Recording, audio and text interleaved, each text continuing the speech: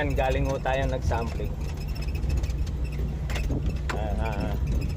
Tungkol sa ganitong usapan.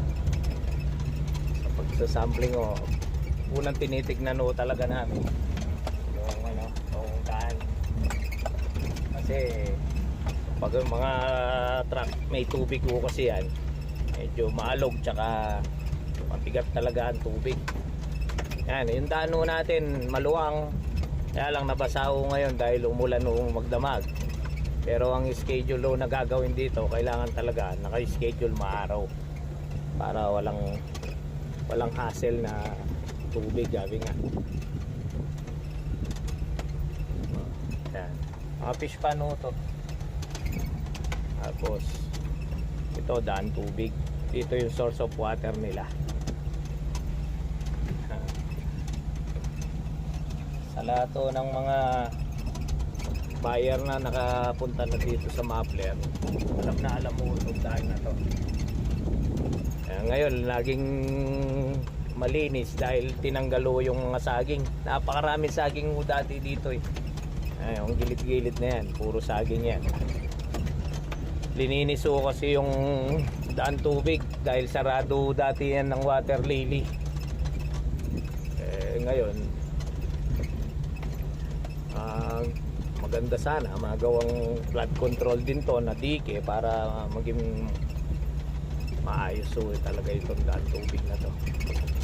Ang dami saging ko dati di dyan, nakadikit-dikit na lang. Ngayon wala na, daan tubig na lang. Tapos tong fish pan na to, ayan, kitang kita dati dikit pa lang to, ngayon ang lalaki na. Ito kay naman nito, balingan nito, kaya pinampak. Ang naging maganda sa mga fish pan dito yung pagkaalis ng saging, yung hangin pass through talaga, dumadaan talaga, para pag dumadaan yung hangin sa fish pan madaling lumamig, saka yung oxygen buhay na buhay talaga. Maaalon yung isda pag panahon na nagpapakain sila, ganyan. Lalo na pag panahon na mainit, hangin, lalamig ka agad yung surface ng tubig. Naganado si Brad, ito yung taga-alaga nila dito.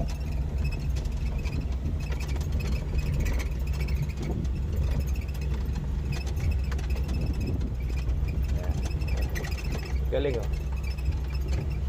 Pre, kalinis ng lugar mo ngayon. Ayos madaling lumamig yung fish pan mo, hangin no. Ayan, sipag ka sige.